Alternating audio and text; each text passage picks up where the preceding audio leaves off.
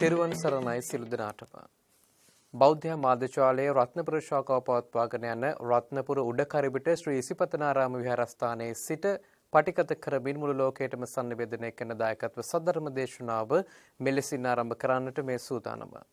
සද්ධර්ම දේශනාව පවත්වන්නට අප කෙරේ මහත් අනුකම්පාවෙන් මේ උතුම් වූ ධම්සභා මණ්ඩපයට වැඩම කොට බදාළ ගිනිහිරිය පිරිවෙනේ පරිබේනාධිපති ගෞරව ශාස්ත්‍රවේදී නොරගල්ලේ සෝරත ගෞරවනීය ස්වාමින් වහන්සේ අපි සියලු දෙනාම එක්ව සාදුනාද පවත්වා පිළිගනිමු. සාදු සාදු සාදු. නිවිතිකල දොඩම්පපත්තේ පදිංචි ඩී.එම්. ඩිංගිරිමැණිකේ මාතාව හා දූදරු පිරිස විසින් මෙම උතුම් වූ සද්ධර්ම දේශනාව මෙලෙසින් මුළු ලෝකයටම sannivedanaya කරන්නට පින්බර දායකත්වයෙන් කටයුතු කරනවා. එසේනම් අප කෙරේ මහත් අනුකම්පාවෙන් මෙතෙන් සිට උතුම් වූ සද්ධර්ම දේශනාව පවත්වන්නට ගෞරවනීය ස්වාමින් වහන්සේට ආරාධනා කර සිටිනවා. අවසරයි ස්වාමින් වහන්සේ. සාදු සාදු සාදු. සමන්ත චක්කවාලේසු අත්‍රා ගච්ඡන්තු දේවතා සද්ධම්මං මුනි රාජස්ස සුනන්තු සග්ග මොක්ඛදං ධම්ම ශ්‍රවණ කාලෝ අයං භදංතා ධම්ම ශ්‍රවණ කාලෝ අයං භදංතා ධම්ම ශ්‍රවණ කාලෝ අයං භදංතා නමෝ තස්ස භගවතු අරහතු සම්මා සම්බුද්දස්ස නමෝ තස්ස භගවතු අරහතු සම්මා සම්බුද්දස්ස නමෝ තස්ස භගවතු අරහතු සම්මා සම්බුද්දස්ස දුප්පඤ්ඤෝ දුප්පඤ්ඤෝති ආවුසෝ උච්චති කිත්තාවතානුකෝ ආවුසෝ දුප්පඤ්ඤෝති උච්චති තී නප්පජානාති නප්පජානාතිකෝ ආවුසෝ තස්මා දුප්පඤ්ඤෝති උච්චති තී. තුන් ලෝක සනසවදාල ඔබේ මගේ තථාගත සම්මා සම්බුදුරජාණන් වහන්සේගේ සීල සමාධි ප්‍රඥා විමුක්ති ඥාන දර්ශන ආදී අපරිමිත ලෝතුරා බුද්ධ ගුණයන්ට සිත කය වචනයෙන් මම නමස්කාර කරනවා. මාගේ නමස්කාරය වේවා.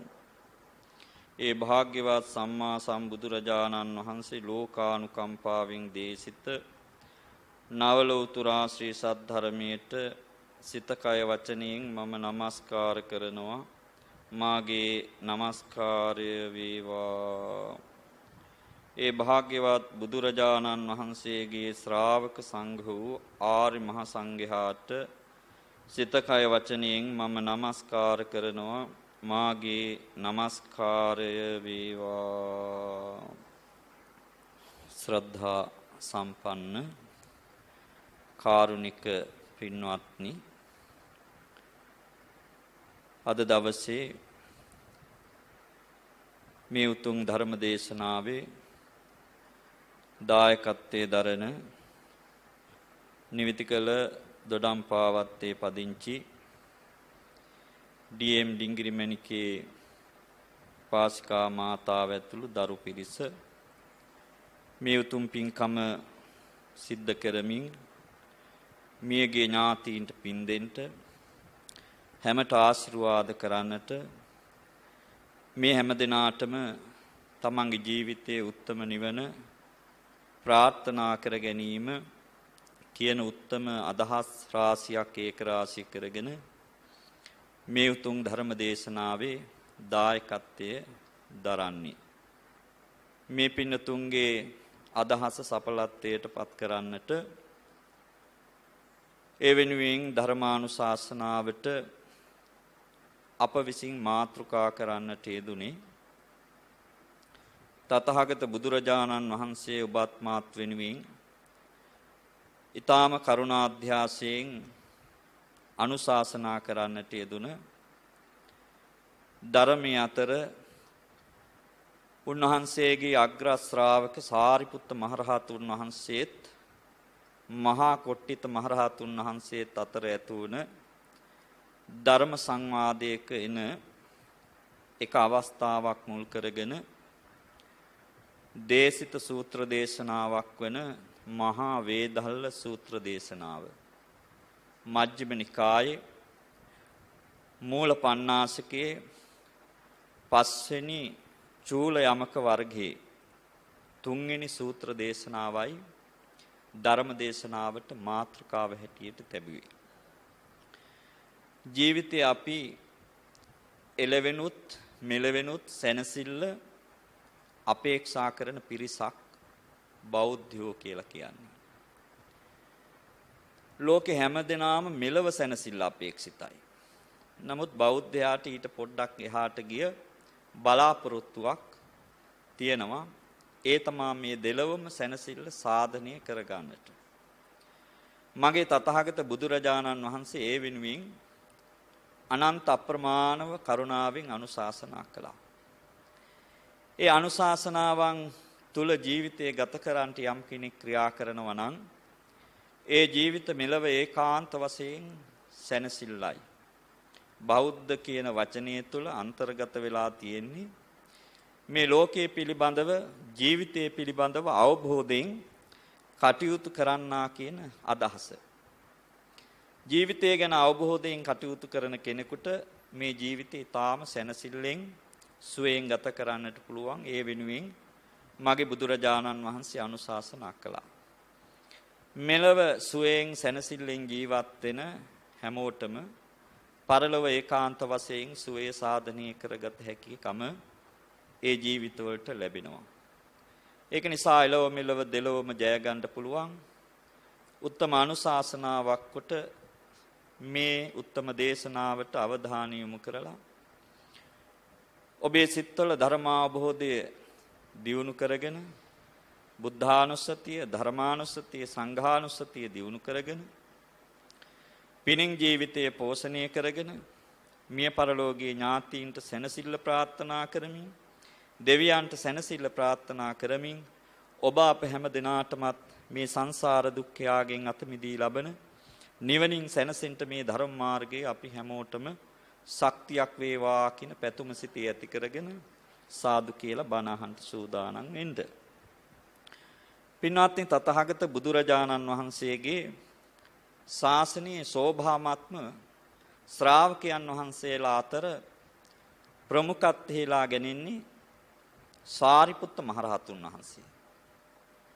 සරියුත් මහරහතුන් වහන්සේ ගැන අනන්ත අප්‍රමාණව අපි අහලා තියෙනවා. ඒව ගැන කතා කරන්නට වෙලාව නෙමෙයි. වචනකින් සිහිපත් කළොත් මේ ශාසනයේ හිටපු අතිශය නිහතමානී උතුමන් වහන්සේලා අතර කෙනෙක් සාරිපුත්ත මහරහතුන් වහන්සේ. උන්වහන්සේ මේ ශාසනයට අන්තර්ගත වුණේ අස්සජි මහරහතුන් වහන්සේගේ අනුශාසනාව අහලා. කෝලිත උපතිස්ස කියන මේ මිත්‍රයෝ දෙන්න ශාසනයට අන්තර්ගත වුණේ අස්සජි මහරහතුන් වහන්සේගේ අනුශාසනාව අහලා. ඒ අතරින් උපතිස්ස තරුණයා තමයි මේ සාරිපුත්ත මහරහතුන් වහන්සේ කියලා අපි හඳුන්වන්නේ. ශාසනයේ දකුණස්සව මහරහතුන් වහන්සේ. උන්වහන්සේ කොයිතරම් නිහතමානීත්වයෙන් පිරිච්ච උතුමෙක්ද කියනවා නම් තමන් වහන්සේ අරහත්ත්වයටපත් උනත් තමන් වහන්සේගේ මුළු ජීවිත කාලයේ මුළුල්ලෙම කිසිම දවසක උන්වහන්සේ සැතපී වදාරන සෑම මොහොතකම බලනවා තමන්ගේ ගුරුවරයන් වහන්සේ මේ ශාසනයට අන්තර්ගත වෙන්න මුල්ම අනුශාසනාව කරපු අස්සජි මහරහතුන් වහන්සේ කොහෙද ඉන්නේ? ඒ ඉන්න දිශාවට පින්නතුනි දොහොත් මුදුන් නගා වන්දනා කරනවා. ඊළඟට කවම කවදාවත් මේ අස්සජි මහරහතුන් වහන්සේ වැඩ ඉන්න දිශාවට දෙපා දාලා සැතපෙන්නේ නැහැ. අනිවාර්යයෙන්ම හිස ඒ දෙසට යොමු කරලා තමයි උන්වහන්සේ සැතපෙන්නේ. ඒසා විශාල නිහතමානී ගුණයකින් පරිපූර්ණ ශාසනීය ප්‍රඥාවන්තයන් අතර අග්‍ර. බුදුරජාණන් වහන්සේ ළඟට ප්‍රඥාවන්තයන් අතර අග්‍ර. බුදුරජාණන් වහන්සේගේ ප්‍රඥාව අහස වගේ නම් සාරිපුත්ත මහරහතුන් වහන්සේගේ ප්‍රඥාව පොළොව වගේ. ඒ කියන්නේ ඒ ප්‍රඥාවට ලං වෙන්න බෑ බුදුරජාණන් වහන්සේගේ ප්‍රඥාවට. හැබැයි සාරිපුත්ත මහරහතුන් වහන්සේගේ ප්‍රඥාව අහස වගේ නම් ඒ ප්‍රඥාවට සම කරන්න තවත් රහතුන් වහන්සේ කෙනෙක් මේ ශාසනයේ නැහැ. ඒක නිසා ප්‍රඥාවන්තයන් අතර අගතනතුරු ලැබපු උත්තමයන් වහන්සේ දකුණස්සව් සාරිපුත්ත මහරහතුන් වහන්සේ. උන්වහන්සේ සවැත් නුවර දෙවුරම් මහ විහාරේ වැඩ ඉන්නකොට උන්වහන්සේ හමු වෙන්න ඒ වගේම උතුමන් වහන්සේ නමක් වැඩම කරනවා. ඒ තමා පින්නතුනි මහා කොට්ටිත මහරහතුන් වහන්සේ. මහා කොට්ටිත මහරහතුන් වහන්සේගේ නම අපට නිතර නැහුණත් 80 මහා ශ්‍රාවකයන් වහන්සේලා අතර එක ස්වාමින් වහන්සේ නමක්.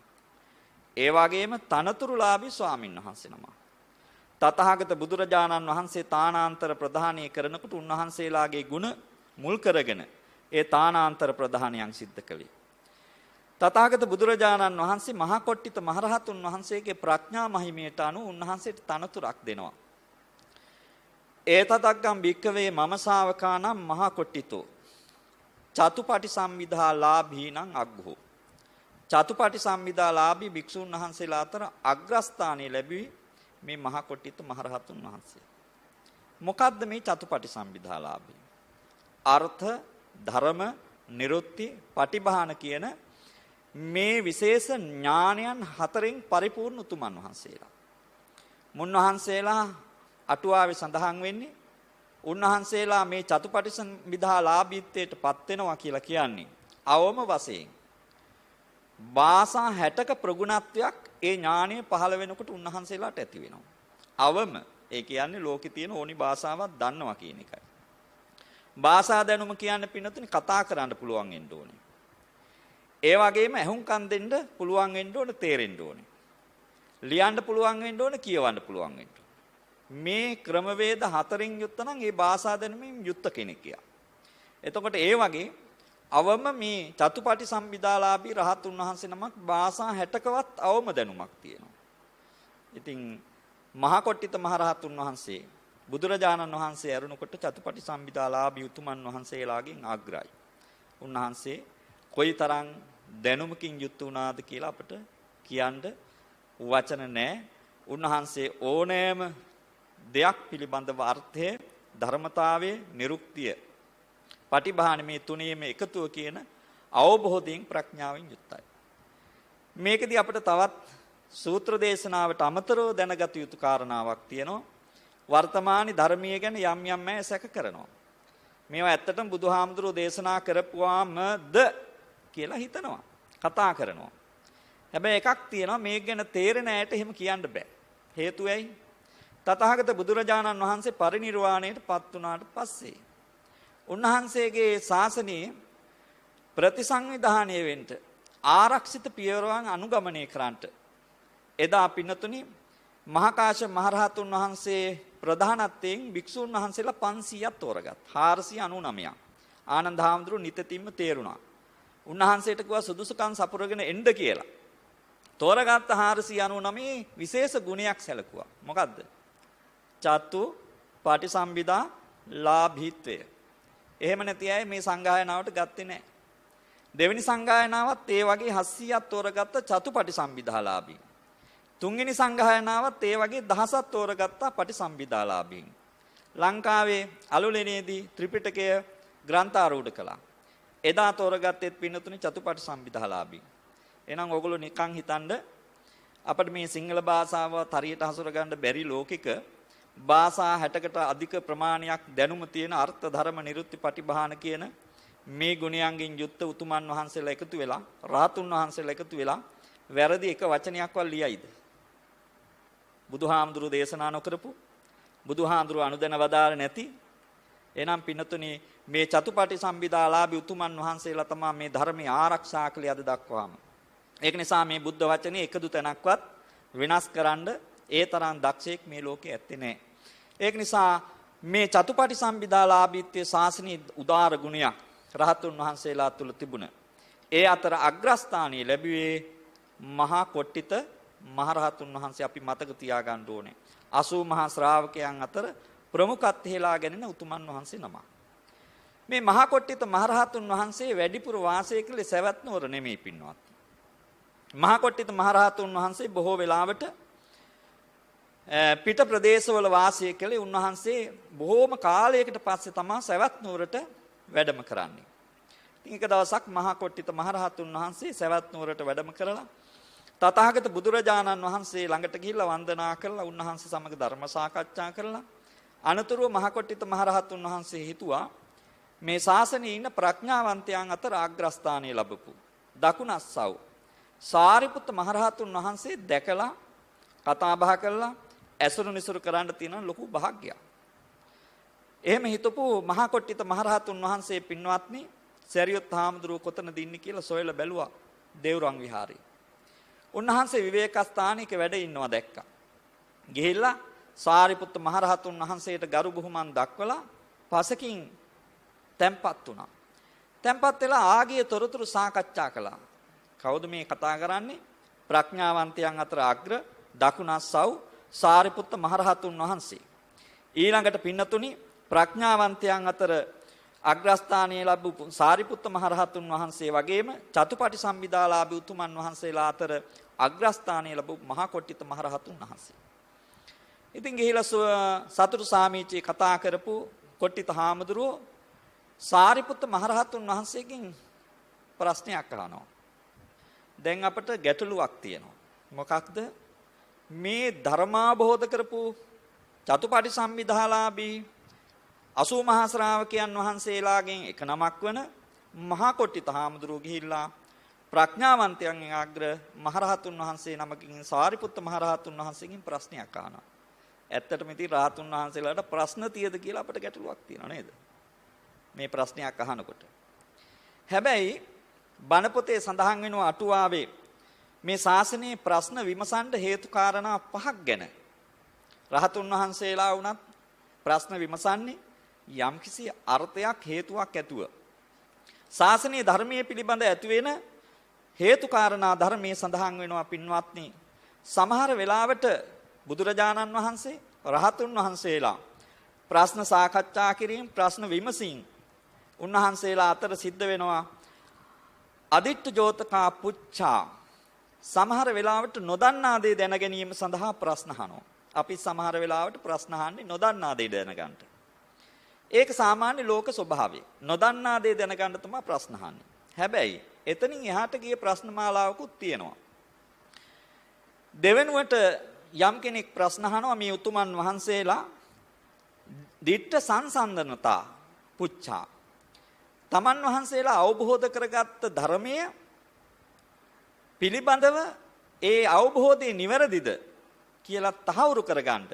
එහෙම නැත්නම් මේ ඉගැන්වීම් මාලාව අනිත් රහතුන් වහන්සේලා බුදුරජාණන් වහන්සේගේ ඉගැන්වීම හා සංසන්දනය කරලා බලන්න ඒ තුලින් තවත් වඩාත් අවබෝධයකටපත් වෙන්නත් ප්‍රශ්න විමසනවා.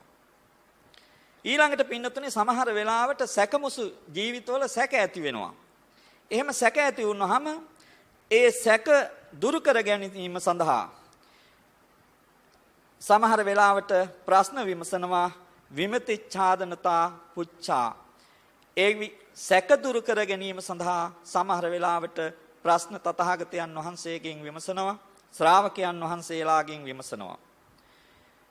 ඒ විතරකුත් නෙමෙයි තමන් අවබෝධ කරගත්ත යම්කිසි ධර්ම කාරණාවක් තියෙනවා නම් වටහාගත් ධර්ම කාරණාවක් තියෙනවා නම් තේරුම් ගත්ත පාඩමක් තියෙනවා නම් ඉගැන්වීමක් තියෙනවා නම් ඒ පාඩම ඒ අවබෝධය ඒ දැනුම තහවුරු කරගන්න ඊට වඩා දැනුම තියෙන කෙනෙක්ගෙන් ප්‍රශ්න විමසනවා ඒ කාරණය අනුමැතියක් ගැනීම හා සමානව. එහෙම නැත්නම් ඒ කාරණය තහවුරු කර ගැනීමේ අදහසින් ප්‍රශ්න යමෙකුට අහන්න පුළුවන්. ඒක අනුමති පුච්ඡා කියලා ධර්මයේ සඳහන් වෙනවා. අවසානයේට ධර්මයේ සඳහන් වෙනවා තථාගත බුදුරජාණන් වහන්සේ අනුශාසනා කරනවා සමහර විටදී ප්‍රශ්න අහනවා. ඒ ප්‍රශ්න අහන්නේ භික්ෂු මහා සංඝයාම ඒක රාශි වෙලා භික්ෂු මහා සංඝයාගෙන්මයි මේ ප්‍රශ්න විමසන්නේ. ඒකට හේතුව තමයි භික්ෂු මහා සංඝයාගේ මේ ශාසනය තුල සමගිය, සමාදානය, ධර්මාභෝධය, ප්‍රඥාව දියුණු කර ගැනීම සඳහා. ඒ ප්‍රශ්න විමසීම ධර්මයේ සඳහන් වෙන්නේ කතේතු කම්මතා පුච්ඡා කියන මේ විදිහට. මේ විදිහට ධර්මයේ අවස්ථා පහක් සඳහන් වෙනවා පින්නතුනේ ප්‍රශ්න විමසන. දැන් රහතුන් වහන්සේලා අතර මේ ප්‍රශ්න විමසීම මොකක්ද? උන්වහන්සේලා ප්‍රශ්න අහන්නේ පින්නතුනේ අපට ලෝකයාට ඒ ධර්මඥානෙ ඇති කරවීම සඳහා. මෙතෙන්දි මහා කොට්ටිත මහරහතුන් වහන්සේ ගැන අටුවාවේ සඳහන් වෙන්නේ උන්වහන්සේ මේ ප්‍රශ්න විමසන්නේ උන්වහන්සේ ධර්මාභෝධ කරපු උතුමන් වහන්සේ නමක්. උන්වහන්සේ උදෑසන කාලේ විවේකයෙන් වැඩ ඉන්නකොට උන්වහන්සේ ප්‍රශ්න රාශියක් ගැන තමන්ගේ නුවණින් හිතනවා. හිතලා තමන්ගේ නුවණින් මේකට උත්තර සපයනවා. ඒ සියලු ප්‍රශ්න, ඒ සියලු උත්තර මේ ලෝකයාගේ යහපත උදෙසා. එහෙම හිතලා ප්‍රශ්න 32ක් මේ මහා කොට්ටිත මහරහතුන් වහන්සේ මෙනෙහි කරනවා.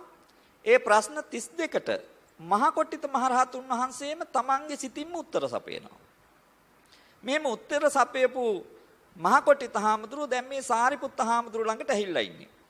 උන්වහන්සේට හිතනවා සාරිපුත්ත මහරහතුන් වහන්සේගෙන් අහලා මේක තවදුරටත් දියුණු කරගත්තොත් මේක ශ්‍රවණය කරන බොහෝ ශ්‍රාවකයන්ට හිත පිණිස පවතිනවා. එහෙම හිතලා තමා පින්නතුණි අර මා මුලින් සඳහන් කරපු ප්‍රශ්න විමසන මාර්ග පහෙන් දිට්ඨ සංසන්දනතා පුච්ඡා තමන් වහන්සේ විසින් ලෝකයාට ඉදිරිපත් කරන ධර්ම කාරණාවන් වඩාත් තහවුරු කරගන්න මේ ප්‍රඥාවන්තයන් අතර අග්‍ර සාරිපුත්ත මහරහතුන් වහන්සේට මේ ප්‍රශ්න 32 පින්නතුන් ඉදිරිපත් කරනවා. ඉතින් අපට මේ සූත්‍ර දේශනාවේ සඳහන් වෙන මේ ප්‍රශ්න 32ට සාරිපුත්ත මහරහතුන් වහන්සේ උත්තර 32ක් දෙනවා. ඒ උත්තර 32ම මේ මහා කොට්ටිත මහරහතුන් වහන්සේ හිතපු විදිහමයි. අකුරකවත් වෙනසක් නෑ. මහා කොට්ටිත මහරහතුන් වහන්සේ මේ ප්‍රශ්නවලට පිළිතුරු ලබාගෙන අතිශයින් සොම්නසටපත් වෙනවා.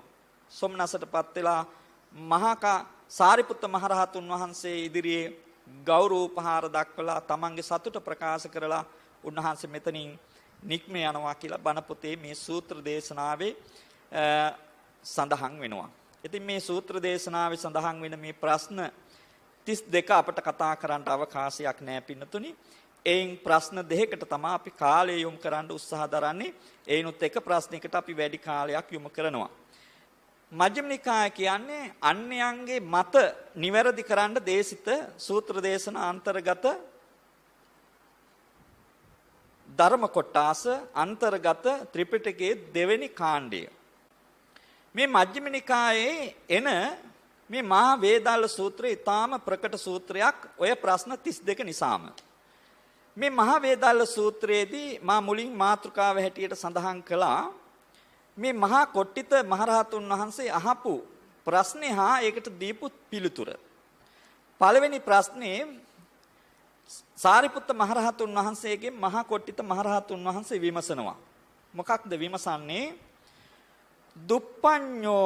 දුප්පඤ්ඤෝති ආවසෝ උච්චති. කිත්තාවතානුකෝ ආවසෝ දුප්පඤ්ඤෝති උච්චතිති. සාරිපුත්‍රයන් වහන්සේ මේ ලෝකේ දුෂ්ප්‍රඥයි ප්‍රඥාව නැති අය ප්‍රඥාව නැහැ කියලා කියනවා. මේ ප්‍රඥාව නැහැ කියලා අපි දැනගන්නේ කොහොමද? කොපමණකින්ද ප්‍රඥාව නැහැ කියලා තේරුම් ගන්න. එතකොට සාරිපුත්ත මහරහතුන් වහන්සේ උත්තර දෙනවා නප්පජානාතිකෝ ආවසෝ තස්මා දුෂ්පඤ්ඤෝති උච්චති. නොදන්නාකම දන්නේ නැහැ කියලා ධර්මානුකූල කාරණා පිළිබඳ මිනිසුන්ගේ හිතවල පහළ වෙනවද? එන්නේ නොදන්නාකම තස්මා දුප්පඤ්ඤෝති උච්චති. දුෂ්ප්‍රඥ බවට හේතු වෙනවා. ඒක තමයි දුෂ්ප්‍රඥ බව. ඊළඟට මහා කොට්ටිත මහරහතුන් වහන්සේ විමසනවා කිංචි නප්පජානාති මොනවාද දන්නේ නැහැ කියලා කියන්නේ. දැන් දුෂ්ප්‍රඥ බව මොකක්ද කියලා ඇහුවා මේකට හේතුව දන්නේ නැතිකම කියනවා. මොනවාද දන්නේ නැත්තේ? දෙවෙනි ප්‍රශ්නේ විමසනවා. එතකොට පින්නතුනි සාරිපුත්ත මහරහතුන් වහන්සේ පිළිතුරු දෙනවා. ඉදං උච්චති නප්පජානාති අයං දුක්ඛං සමුදයෝති දුක්ඛ නිරෝධෝති දුක්ඛ නිරෝධ මාර්ග පටිපදාති මෙන්න මේ චතුරාර්ය සත්‍ය පිළිබඳව සාරිපුත්ත මහරහතුන් වහන්සේ මතක් කරනවා. ඉදං දුක්ඛන්ති නප්පජානාති දන්නේ නැහැ කියලා කියන්නේ යම් කෙනෙක් දුක්ඛාර්ය සත්‍ය පිළිබඳව දන්නේ නැත්නම් ඉදං දුක්ඛන්ති නප්පජානාති දුක්ඛාර්ය සත්‍ය ගැන දන්නේ නැත්නම් අන්න නොදන්නාකම. අයං දුක්ඛ සමුදයෝති නප්පජානාති යම් කෙනෙක් දුක හටගන්න හේතුව දන්නේ නැත්නම් අන්න නොදන්නාකම. අයං දුක්ඛ නිරෝධෝති නප්පජානාති දුක නැති කිරීමෙන් ලැබෙන සැහැල්ලුව සැනසුම නිවන නොදන්නවා නම් නොදන්නාකම දුෂ්ප්‍රඥ බව. අයං දුක්ඛ නිරෝධගාමිනී පටිපදාති නප්පජානාති දුක නැසන මාර්ග ප්‍රතිපදාව දන්නේ නැත්නම් ආන්න නොදන්නාකම දුෂ්ප්‍රඥ බව කියලා සාරිපුත්ත මහරහතුන් වහන්සේ මේ මහා කොට්ටිත මහරහතුන් වහන්සේට පින්නතුනි දෙවෙනි ප්‍රශ්නෙට උත්තර සපයනවා. මෙතෙන්දී අපිට ඊටාම වැදගත් කාරණාවක් මේ ප්‍රශ්න දෙක තුල අන්තර්ගත වෙනවා. ඊටාම සරලව අපි සිහිපත් කරගත යුතු අපේ ජීවිතයට වැදගත්ම කාරණාවක්. මේ පින්නතුන් දන්න හොඳම කාරණාවක් තමයි අපේ ජීවිතේ මිනිස්සෙක් බවට පත් වෙනකොට අපට ලැබෙන සම්පත් පහක් තියෙනවා. ඒක තමයි ආයුෂය, වර්ණය, සැපේ, බලය, ප්‍රඥාව කියන කාරණා පහ. මේ manussත්වය ආඩ්‍යමත් වෙලා තියෙන්නේ, ආලෝකමත් වෙලා තියෙන්නේ මේ කරුණු පහ නිසා. හැබැයි මේ කරුණු පහෙන් අඩුවක් ලැබුණා නම් ඒ manussත්වය ආඩ්‍යමත් නැහැ. ආයුෂය අඩු වුණොත් manussත්වය බැබලෙන්නේ නැහැ. වර්ණය නැති වුණොත්, සැප බල නැති වුණොත් manussත්වය වැදගත් නැහැ. ඒ වගේම තමා පින්වත්නි ප්‍රඥාව මේ manussත්වයත් එක්ක ලැබෙන සුවිශේෂී අංගයක් ප්‍රඥාව. ඒකට අපි කියනවා මනුස්ස ප්‍රඥාව. මොනවාද මේ මනුස්ස ප්‍රඥාව? අපි අනිත් සත්ත්ව ප්‍රජාවට වඩා වෙනස් වෙලා තිනවා, හිතන්න පුළුවන්කම තියෙනවා. කටයුතු කරනකොට කතා බහ කරලා ක්‍රමවේදයක් හදාගෙන තිනවා. අම්මා හඳුනනවා, තාත්තා හඳුනනවා, හොඳ දන්නවා, නරක දන්නවා. මේක තමයි මනුස්ස ප්‍රඥාව. දැන් බැරි වෙලාවත් ඔව නොතිබ්බොත් අපේ ජීවිතවල හොඳ දන්නේ නැත්තම්, නරක දන්නේ නැත්තම්, අම්මා හඳුනන්නේ නැත්තම්, තාත්තා හඳුනන්නේ නැත්තම්, වැඩිහිටියෝ හඳුනන්නේ නැත්තම්, ආගම ධර්මයේ හඳුනන්නේ නැත්තම්, ඒගොල්ලන්ට කියන වචන ඔය ඇත්ත දන්නව නේද? මනුස්ස නාමයේ දාලා කතා කරනවද ඒගොල්ලන්ට? නෑ. ඒගොල්ලන්ට තිරිසංගත සත්වයන්ගේ නම් යොදලා තමයි භාවිත කරන්නේ. ඒ කියන්නේ මනුස්ස ප්‍රඥාව හීන නම් ඒ ඇත්තන්ට මනුස්සත්වයේ නාමයෙන් කතා කරන්නේ නෑ. එතකොට මිනිස්සෙක් හැටියට උප්පත්තිය ලැබනකොට අපි ලබන මේ සුවිශේෂී මනුස්ස ප්‍රඥාව පින්නතුණි ඒ ප්‍රඥාව ධර්මානුකූල ප්‍රඥාවක් බවට පත් වෙන්න ඕනේ. දැන් මෙතෙන්දී දුෂ්ප්‍රඥ බව කියලා සාරිපුත්ත මහරහතුන් වහන්සේ මතක් කරන්නේ නොදන්නා බව. දැන් ඔන්න මිනිස්සෙක් කියලා අපි උප්පත්තිය ලැබලා ඔය manussත්වයේදී අපි සාමාන්‍ය ජීවිතයේ දැනගත යුතු දේවල් දන්නේ නැත්නම් ඒක මනුස්ස ප්‍රඥාවේ හීන බවක්. එතකොට මේ නොදන්නා බව අම්මා දන්නේ නැහැ, තාත්තා දන්නේ නැහැ, වැඩිහිටියෝ දන්නේ නැහැ, හොඳ නරක දන්නේ නැහැ කියලා කවුරු හරි කියනවනම් එතන සැඟවිච්ච ධර්මාර්ථයක් තියෙනවා. ඒ තමයි දන්නේ නැහැ කියලා කියන්නේ ඒගොල්ලෝ මේ ජීවිතේ දුක හඳුනන්නේ නැහැ. ඒගොල්ලෝ මේ ජීවිතේ දුක නසන්න උත්සාහයක් නැහැ. දුක නැති තැන තියෙන සැනසෙල්ල ගැන අවබෝධයක් නැහැ. ඒක නිසායි පින්නතුණි මිනිස්සු තමන්ගේ ජීවිතයට ලැබපු manussත්වයට ලැබපු ප්‍රඥාව පිළිබඳව අවබෝධයක් නැතුව කටයුතු කරන්නේ. ඒක නිසා ප්‍රඥාව මනුස්ස ප්‍රඥාවෙන් යුක්ත තැනැත්තා නොදන්නෙක් බවට පත් වෙන්න බෑ. එහෙනම් යමෙක් නොදන්නවා කියනවා නම් එයා දුෂ්ප්‍රඥෙක්. ඒ කියන්නේ manussත්වය හඳුනාගත්ත නැති කෙනෙක් කියලා තමයි අපිට කියන්න වෙන්නේ. මේ ලෝකේ මිනිස්සු ඉන්නවනේ. මිනිස්සු හිටියට මනුස්ස නම තිබුණාට මනුස්ස කම හැමෝටම නැහැ කියලා අපි හොඳට දන්නවනේ නේද? මනුස්ස නම අපි කවුරුත් මේ දකින්න තියෙන පංචස්කන්ධයත් එක්ක මනුස්ස ස්වરૂපයත් එක්ක අපි කියනවා මිනිසෙක් කියලා. හැබැයි මනුස්ස නාමය ලැබුණට මනුස්ස ගතිගුණ අර මනුස්ස ප්‍රඥාවෙන් භාවිත වෙන ක්‍රියාකලාපයක් නැත්තම් එතන පින්වත්නි මනුස්ස නම විතරයි මනුස්ස කම නැහැ. අපි කවුරු හරි යහගුණ ඇතුව කතා බහ කරලා hina වෙලා ඥාතිත්වයේ හිතයිසීකම මිත්‍රතාවයේ ප්‍රකාශ කරලා කටයුතු කරනවා නම් අපි ඒ ඇයට කියනවා අනේ හොඳ මිනිස්සයා. හරි මනුස්සකම් තියෙනවා යාගේ. අපි මේ මනුස්සකම කියලා කිව්වේ අර කල්යාණ මිත්‍රත්වයේ. හිතයිසීකම. වැඩිහිටි ගෞරවය. ඥාතිත්වය. මිත්‍ර ලීලාව. මේවට අපි මනුස්සකම කියලා කිව්වේ. එතකොට එහෙම නැති වුණොත් අපි ඒ මනුස්සකම ගැන කතා කරන්නේ නැහැ. එහෙනම් මිනිස්සෙක් හැටියට මනුස්සකමින් යුක්තව ජීවත් වෙන්න අපට manussත්වයේ තියෙන වටිනාකම යම් පමණකින් වැටහෙන්නට ඕනේ. තේරුම් ගන්නට ඕනේ. ඉතින් අද වර්තමානයේ අපිට තියෙන හොඳම අවබෝධය තමයි හොඳම වැටහීම තමයි හොඳම තෝරා ගැනීම තමයි පින්නතුනි අපේ ජීවිතේ අපි ඒක රාශී කරගන්න ඕනේ. පළවෙනි දේ හැටියට අපි දකින්නේ මෙන්න මේ මනුස්ස ප්‍රඥාව. මේ මනුස්ස ප්‍රඥාවේ දුර්වලතාවය නිසා අපි කොයිතරම් පරිහානියටපත් වෙනවද කියලා අපිට වචන වලින් කියලා පින්නතුනි නිම කරන්න පුළුවන් කමක් නැහැ. ඒක නිසා manussත්වයේ ආලෝකමත් වෙන්නේ මනුස්ස ප්‍රඥාවත් එක්ක. එතෙන්දී තථාගත බුදුරජාණන් වහන්සේගේ මේ අග්‍ර ශ්‍රාවක සාරිපුත්ත මහරහතුන් වහන්සේ මතක් කරන්නේ දුෂ්ප්‍රඥ බව තියෙන මෙන්න මේ යහපත් ජීවිතය ගැන නොදන්නාකම. ඒ නොදන්නාකම තවත් එහාට ගිහිල්ලා අර්ථ විවරණය කරනවා. මොනා දන්නේ නැතිකමද? ඊටාම ලස්සනට මෙතෙන්දී සාරිපුත්ත මහරහතුන් වහන්සේ කොට්ටිත මහරහතුන් වහන්සේගේ ප්‍රශ්නෙට උත්තර දෙනවා. මොනා දන්නේ නැතිකමද? චතුරාර්ය සත්‍ය දන්නේ නැතිකම. දැන් අපි චතුරාර්ය සත්‍ය කියලා කතා කරන තථාගත බුදුරජාණන් වහන්සේගේ මේ අග්‍රතම ඉගැන්වීම නොදන්නාකම මනුස්ස ප්‍රඥාව නැත්තම් ප්‍රඥාව නැති බවට හේතු හැටියට දකිනවා. දැන් අර මා මුලින් කිව්වා නේද අම්මා හඳුනනවා කියලා. තාත්තා හඳුනනවා කියලා. ඒ වගේම හොඳ දේ දන්නවා නරක දේ දන්නවා කියලා වචන ටිකක් කිව්වා නේද? මනුස්සකම කියලා වචන ටිකක් කිව්වා නේද? මේ ඔක්කොම පින්වත්නි ජීවිතයක ඇති වෙන්නේ දුක දන්නේ ඇයට. දුක තේරුම් ගන්න බැරි ඇයට තමා අම්මා හඳුනන්න බැරි. තාත්තා හඳුනන්න බැරි. ඒ වගේම සමාජයේ හොඳ නරක හඳුන ගන්න බැරි. දුක දන්නේ නැති ඇයට.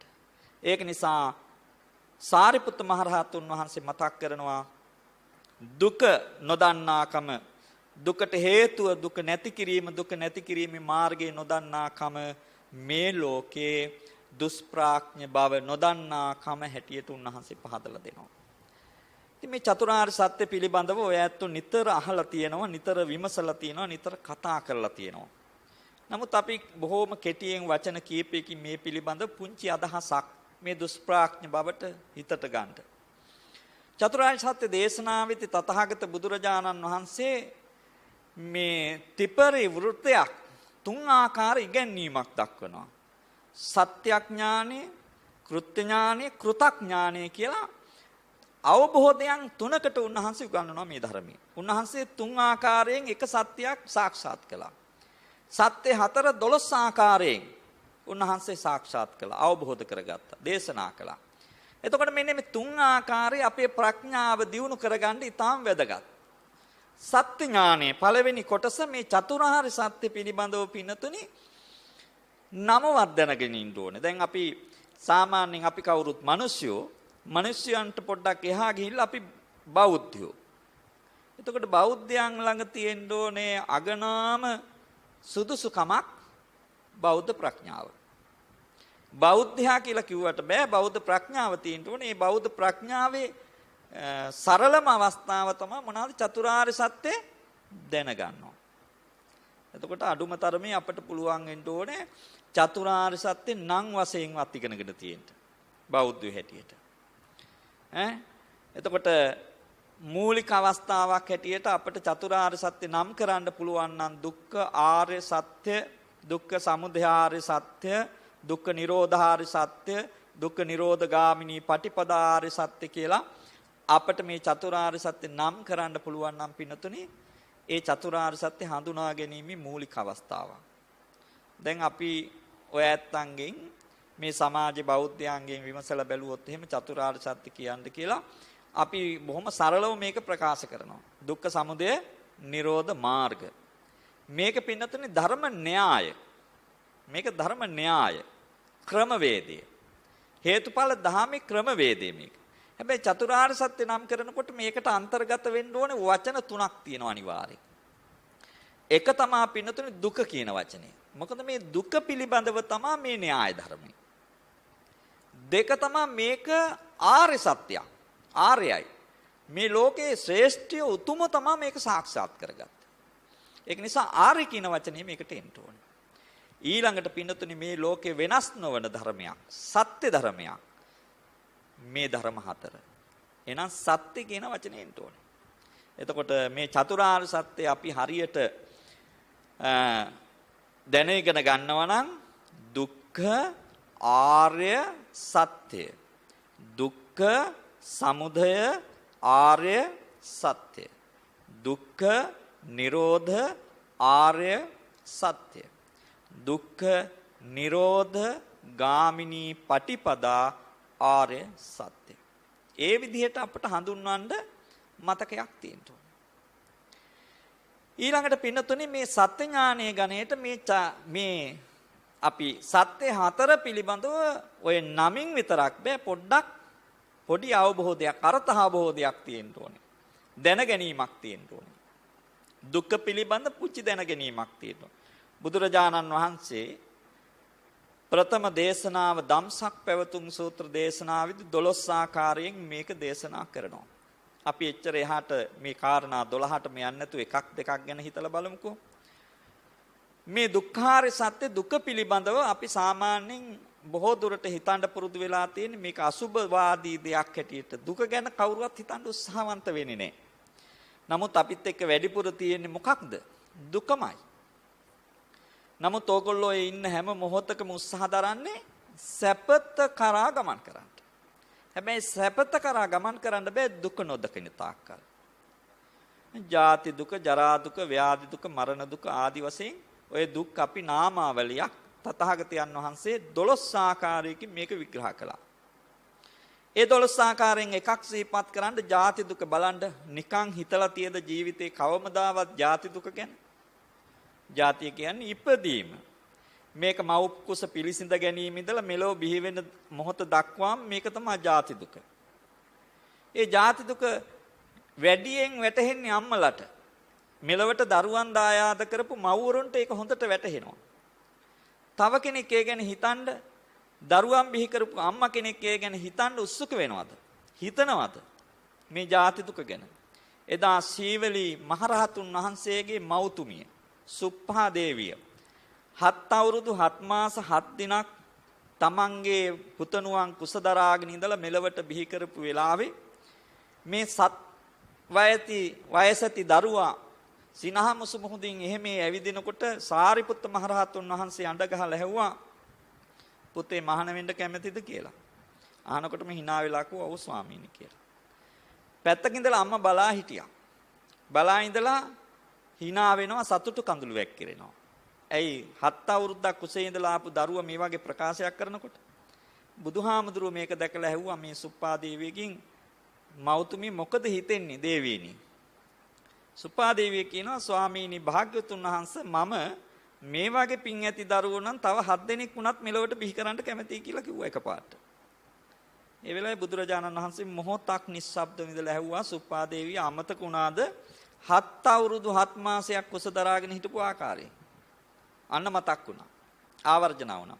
අත් දෙක දොහොත් මුදුල තියලා බුදුහාමුදුරුවන්ට වැඳලා කිව්වා නේ ස්වාමීනි ಜಾති ಜಾති තායනම් මට දරුවෝ බිහි කරන්න ඕනි කමක් නැහැ කිව්වා. මේ දුක හිතන්නේ නැති නිසා අපට දුක සැපයි කියාගෙන යනවා. අපේ හැටි ඒක තමයි. තථාගත බුදුරජාණන් වහන්සේ අනුශාසනා කළේ දුක්ඛෝ ලෝකෝ පතිට්ඨිතෝ. අපි මේ ජීවත් වෙන්නේ දුකක් මත. සැනසෙල්ල හොයාගෙන අපි වද විඳිනවා ජීවිතේ හැම මොහොතකම. මහා දුක්ඛකන්ද සූත්‍රයේ සඳහන් වෙන්නේ හරියට මහ මෙරක් තරම් දුක් විඳිනකොට මහ මෙර පාමුල තියෙන අබෑටයක් තරම් සැපයි අපට ලැබෙන්නේ. මේක අපට තේරුම් ගන්න අපි දුක ගැන හිතන්නේ. ඒක නිසා පින්නතුනි දුක ගැන අපට මෙනෙහි කරන්න සිද්ධ වෙනවා, තේරුම් ගන්න සිද්ධ වෙනවා. සත්‍යඥානයේ කොට යම් ප්‍රමාණික අවබෝධයක්, එහෙම අවබෝධයක් ඇති කරගත්තොත් තමා දුක පිළිබඳව එතනින් එහාට පින්නතුනි ඒ දුකින් අත්මිදෙන්න භාවිතයන් කරන්න පුළුවන්. දුකින් අත්මිදෙන්න භාවිතා කරන්න පුළුවන් යම් පමණකට තේරුම් ගත්තොත් දුක පිළිබඳව. දැන් අපි සාමාන්‍ය සමාජ ජීවත් වෙනකොට අපි දකින දෙයක් බොහෝ වැඩිහිටියෝ ආගමික වතපිළිවෙත යෙදෙනවා. එතකොට ඒකේ වරදක් නෑ. මොකද ජීවිතේ බොහෝ දුක් විඳලා දුක විඳගෙන ගිහිල්ලා වයෝවෘද්ධත්වයටපත් වෙනකොට අපි කියනවා මේ විශ්‍රාම සුවය කියලා. ඒ කාලේට පොඩ්ඩක් හරි අවකාශය ලැබෙනවා විඳ දුක ටික මතක් කරන්න. මතක් වුණාට පස්සේ තමයි ආයෙ නම් මේව ඕනේ නැහැ, මේවෙන් සැනසෙන්න ඕනේ කියලා පිනට දහමට නැඹුරු වෙන්නේ. එහෙම නැතුව වෙන දෙයක් නෙමෙයි. අනිත් අයත් පුංචි කාලෙම අපි මේ දුක හිතනවා නම් අපටත් මේ දුකින් අත් මිදෙන්න හිතෙනවාමයි. ඒක නිසා පළමුවෙන්ම අපට සිද්ධ වෙනවා මේ සත්‍ය දර්ශනීය පිළිබඳව යම් කිසි මෙනෙහි කිරීමක්, අවබෝධයක් සිතට නගා ගන්නට. දුක පිළිබඳ දැක්කොත් තමයි දුක නසන්න හිතෙන්නේ. දුකට හේතුව මොකක්ද කියලා දැක්කොත් තමයි ඒ හේතුව නසන්න හිතෙන්නේ. දුක නැසීමෙන් ලැබෙන සැනසෙල්ල මොකක්ද කියලා දැනුනොත් තමයි අපට ඒ සැනසෙල්ල කරා ගමන් කරන්න හිතෙන්නේ. ඒ සඳහා අනුගමනයේ මාර්ග ප්‍රතිපදාව අනුගමනය කරන්න අපේ සිත් යොමු වෙන්නේ ඒ මාර්ග ප්‍රතිපදාවෙන් ලැබෙන සැනසෙල්ල තේරුම් ගත්තොත් විතරයි. ඒ ප්‍රතිපදාවේ ස්වභාවය තේරුම් ගත්තොත් විතරයි. ඒක නිසා අපට මේ ජීවිතයේ ප්‍රඥාව පහළ කරගන්න වෙනවා. කොහොමද මේ ප්‍රඥාව පහළ කරගන්න වෙන්නේ? මෙන්න මේ දුක පිළිබඳ යම් කිසි මෙනෙහි කිරීමක් තුළින් ආවර්ජිත ක්‍රමවේදයක් අපට අනුගමනය කරන්න වෙනවා. අපේ ජීවිතයේ හැම වෙලාවෙම හිතන කාරණා අතර අපට ලැබෙන දුක ගැන අපට මෙනෙහි කරන්න වෙනවා. දැන් බුදුරජාණන් වහන්සේ වේදනානුපස්සනාවක් ධර්මයේ සඳහන් වෙනවා දුක පිළිබඳව. වේදනාව ගැන හිතන්න කියලා බුදුරජාණන් වහන්සේ මතක් කරන්නේ කුමක් නිසාද? මේ වේදනාව තුළින් ජීවිතේ දකින්න ඕනේ නිසා. වේදනාව අපට අමතක කරලා ජීවිතේ දකින්න කවදාවත් බෑ පින්නතුනි. ඒක නිසා අපි සත්‍යඥානයේ කොට මේ චතුරාර්ය සත්‍ය පින්නතුනි යම් පමණකට දකින්න ඕනේ, ඉගෙන කියා ගන්න ඕනේ. ඒකේ අර්ථ විග්‍රහයන් ඉගෙන කියා ගන්නට ඕනේ. ඒක ඉගෙන ගත්තොත් තමයි පින්නතුනි දුක දැනුනොත් තමයි දුකට හේතුව අපි හොයන්නේ. දුකට හේතුව තණ්හාව කියලා වටහා ගන්නෙ. ඒ තණ්හාව වැටහුනොත් තමයි පින්නතුනි ඊළඟට අපට අපේ ජීවිතේ ක්‍රියාත්මක වෙන්න ඒ තණ්හාව නැතුවාම අපට ලැබෙන සැනසෙල්ල මොකද්ද කියලා අපට පොඩ්ඩක් හරි දැනෙන්නේ. ඒ සුවේ අපට නොදැනුනොත් ඒ සුවේ නොදැනෙන තාක්කල් අපි අනුගමනය කරන්නේ මාර්ග සංඥාව තුල. ඒක නිසා පින්නතුනි අපට බොහෝ දුර ගමනක් යන්න අපේ ජීවිතේ තියෙනවා. ඒ දුර ගමන යන්න නම් අපට ඒකාන්ත වශයෙන් මේ නොදන්නාකම අපේ ජීවිතෙන් අත්හැර ගන්නට ඕනේ. නොදන්නවා කියන තැන හිටියොත් අපට කවදාවත් ජය ගන්න බෑ. ඒක නිසා අපි සමහර වෙලාවට බොහෝ අනුශාසනාවන්ට ඇහුම්කන් දෙනවා ඇති. කොයිතරම් අනුශාසනා ඇහුම්කන් දුන්නත් මේ ජීවිතේ මූලික ප්‍රඥාවටවත් අපට යොමු වෙන්න බැයි නම් අපට මේ අනුශාසනා වලින් ජීවිතේ ගොඩනගා ගන්න බෑ. ඒක නිසා බෞද්ධ ශ්‍රාවකයෝ හැටියට අවම තරමින් චතුරාර්ය සත්‍ය ඔබට නම් වශයෙන් ප්‍රකාශ කරන්න පුළුවන් වෙන්න ඕනේ. නම් වශයෙන් ප්‍රකාශ කරන්න පුළුවන් වෙන්න ඕනේ. ඊළඟට පින්නතුනි දෙවෙනුව මේකේ අර්ථ විග්‍රහයන් වලට අපි යොමු වෙන්න ඕනේ එකින් එක. අදහස් විමස ගන්න ඕනේ. ඒ අදහස් විමස ගත්තට පස්සේ තමයි පින්නතුනි ඒ සත්‍ය ධර්මය සාක්ෂාත් කරගැනීමේ වාග්ය වාසනාව ඔබට මට ලැබෙන්නේ. ඒක නිසා මේ අපි ඉපදිලා ඉන්න ජීවිතයේ ස්වභාවයෙන්ම නොදන්නා ජීවිතයක්. දන්න ජීවිතයක් නෙමෙයි. අපි තාම ජීවිතේ දැක්කේ නැහැ. අපි තාම තම තමන්ගෙන් අහලා බලන්න අපි ජීවිතේ කොච්චර වෙලා ගත කරනවද අපේ දුක ගැන හිතන්න. අපේ ජීවිතේ වටිනාකම ගැන හිතන්න අපි කොච්චර කාලයක් යොමු කරනවද. අපේ ජීවිතේ අපි කොයි විදිහේ වටිනාකමක් දැක්කද. අපේ ජීවිතේ කොයිතරම් manussත්වයක් අපි ආරක්ෂා කරගත්තද? අපේ ජීවිතෙන් සමාජයට කොයිතරම් manussත්වයක් ප්‍රදානය කරලා තියෙද කියලා තම තමන්ගේ ජීවිත ගැන හිතලා බලනකොට තම තමන්ට වැටහෙවි. ඒක නිසා ජීවිතයේ ෂේ වෙලා, ගෙවිලා, වයසට ගිහිල්ලා, දුර්වල වෙලා, ලෙඩ දුකටපත් වෙලා ජීවිතේ නැති වෙන තත්ත්වයට අපිපත් වෙනවා. නමුත් පින්නතුනි අපි තාම මේ ස්වභාවයේ ජීවිතේ වටිනකම උදාරත්වයේ දකින්න පුරුදුන්නේ. ඒක නිසා මහා කොට්ටිත මහරහතුන් වහන්සේ සාරිපුත්ත මහරහතුන් වහන්සේගෙන් අහපු පළවෙනි ප්‍රශ්නේ දුෂ්ප්‍රඥ බව කියන්නේ මොකක්ද? නොදන්නාකම. එහෙනම් අපි අපේ ජීවිතයේ ගැන දන්නේ නැත්නම් අපි කවුද? අපි දුෂ්ප්‍රඥයෝ. මොකක්ද අපි නොදන්නේ? චතුරාර්ය සත්‍ය. අපි මොන දේ දැනගත්තත් දුක ගැන දැනගන්න අපි උත්සුක වෙන්නේ නැත්නම්, දුක ගැන අපට වැටහෙන්නේ නැත්නම්, අපට ආයි ඉපදීමක් ගැන බයක් නැත්නම් අපි දන්නේ නැති අය. අපට සමහර වෙලාවට ඒව හිතන්න ධර්මකාරණා හිතට නොනගුණත් අපි බොහෝ කල්පනාකාරීව ඒ ජීවිතය ගැන හිතලා ජීවිතේ සනසවා ගන්නට උත්සුක වෙන්නට ඕනේ. එහෙම නොදන්නා කමින් අපි ජීවත් වුණොත් ඒ නොදන්නා කමම පින්නතුනි දුෂ්ප්‍රඥකමම අපට පින්නතුනි සංසාරේ බියජනක බව ඇති කරනවා. මේ ලැබිච්ච මනුස්ස ප්‍රඥාවත් නැති තැනටපත් කරන්න ඒ කාරණා හේතු වෙනවා. ඒක නිසා මේ සංසාරේ මහානීය කුසල බලයකින් මේ උදාර මනුස්ස ජීවිතයක් අපි ලැබුවා. ඒ උදාර මනුස්ස ජීවිතයක් අපි ලබලා මනුස්ස ප්‍රඥාව අපි ලැබුවා. අපේ ජීවිතවල යම් කිසි දැනීමක් අවබෝධයක් අපිට තියෙනවා. යම් කිසි දන්න බවක් තියෙනවා මනුස්ස ප්‍රඥාව නිසාවෙන්. ඒ දන්නා බව වැඩි දියුණු කරගන්න නම් මේ සම්බුද්ධ දේශනාවත් සමග ගැටිලා දුක්ඛාර සත්‍ය, දුක්ඛ සමුදයාර සත්‍ය, දුක්ඛ නිරෝධාර සත්‍ය, දුක්ඛ නිරෝධගාමී පටිපදා ආරි සත්‍ය කියන මේ චතුරාර්ය සත්‍ය පිළිබඳව ඔබේ අවධානය යොමු කරලා නම් වශයෙන් හෝ ඒවා සිත්ති ධාරණය කරගෙන ඒ විතරක් නෙමෙයි ඒ ධර්මයන් ආවර්ජනා කළ මෙනෙහි කරලා ওই මනුස්ස ප්‍රඥාවෙන් ඉදිරියට ගිය මහා කොට්ටිත මහරහතුන් වහන්සේට සාරිපුත්ත මහරහතුන් වහන්සේ දුන් පිළිතුරට අනුව මනුස්ස ප්‍රඥාවෙන් ඉදිරියට ගිය ඒ උත්තම ප්‍රඥාව පහළ කරගෙන ඒ ප්‍රඥාව තුලින් මේ ලෝකයේ සත්‍ය ධර්ම 4 දැකලා ඒ සත්‍ය අවබෝධයෙන් සසර දුක ගිවන් කරලා ලබන පරම ශාන්ත නිවනින් සැනසෙන්නට අපි හැම දිනාටම මේ උත්තම දේශනාව හේතු වාසනාම වේවා කියලා සාදු කියලා ප්‍රාර්ථනා කරන්ට අද දවසේ මේ උත්තම ධර්ම දේශනාවේ මේ පින්කමේ දායකත්වයේ දරමින් නිවිති කළ දොඩම්පාවත්තේ පදිංචි ඩී.එම්. ඩිංගිරිමැණිකේ උපාසිකා මාතාව තමන්ගේ දුවදරුවන් ඥාති හිතයිසින් හැමදෙනාම ඒක රාශී කරගෙන මේ උතුම් පින්කමේ දායකත්වයේ දරාගෙන තමන්ගේ ජීවිතයේ සැනසෙල්ල එළවින් මෙලවින් ප්‍රාර්ථනා කරන ගමන් විශේෂයෙන්ම මිය පරලෝයන්ට යෙදුන වසර 6කට පෙර පරලෝසපත් වන්නට යෙදුන තම ආදරණීය ස්වාමි පුරුෂයා වන එඩ්ඩී හපුතන්ත්‍රී දයාබර ස්වාමි පුරුෂයා ප්‍රධාන නැසී මිය පරලෝකීය වර්ග પરම්පරානුගත මෞදමෝපිය ගුරුවර බන්දු මිත්‍රාදී සියලු ඥාති වර්ගයාගේ භවගාමිත්වයේ සුඛිත මුදිත වේවා කිනුතුම් ප්‍රාර්ථනාව සිද්ධ කරනවා. ඒ වගේම මේ පින්කමේ දායකත්වයේ දරන මේ පින්බර මෑණියන් ඇතුළු මේ ඥාති හිතයිසී හැම දෙනාටම ඒ වගේම ලෝකවාසී හැම දෙනාටමත් මේ අත්ං ආශිර්වාද ප්‍රාර්ථනා කරන විශේෂයෙන් අද දවස වෙනකොට අපි හැමෝම ජීවිතයේ මරණයේ පිළිබඳ දුකෙන් බියෙන් ਸੰతాපයෙන් ගත කරන අවස්ථාවක එයට අන්තර්ගත වෙන හැම දිනාටම සැනසෙල්ල සාධනීය වෙන්න කියලා විශේෂයෙන් තම පරපුරේ දරුමුරුපුරු ඥාති හිතයිසි හැම දිනාටම නිදුක් නිරෝගී සම්පන්නිය චිරජීවනයේ ප්‍රාර්ථනා කරමින් මේ උතුම් පින්කමේ දායකත්වයේ දරනවා. ඒ වගේම මේ පින්කමට ඒකරාශී වෙන සහ සම්බන්ධ වෙන දේශකයන් වහන්සේ ඇතුළු හැම දිනාටම ආශිර්වාද කරනවා.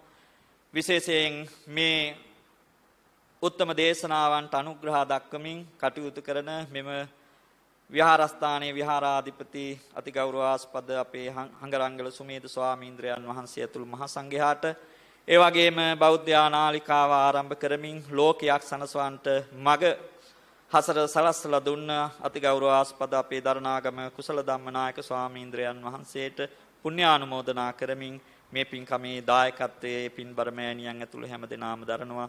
සැනසෙන්න ජීවිතයේ උදාරතර පින්කමක් උදාරතර කුසල ක්‍රියාවක් අපේ ජීවිතයේ ඊටාම දුර්ලභ ලැබපු ජීවිතය අපට කරගන්නට අවකාශයක් සැලසුණා. ඒ අවකාශය ලැබුණ ජීවිතය ගැන යම්කිසි අවබෝධයක් ඇති කරගත්ත නිසා ඒ අවබෝධයේ ප්‍රඥාවක් බවට දියුණු පමුණු කරගෙන එලව මෙලව දෙලව ජයගත් ජීවිතයක් ඔබට මට මිය පරලෝකීය ආදරබර පියාණන් ඇතුළු සියලු ඥාති වර්ගයාට දෙවියන්ට මේ ධර්ම මාර්ගයේ තුලින් සැලසේවා කියලා සාදු කියලා ප්‍රාර්ථනා කරන්ට.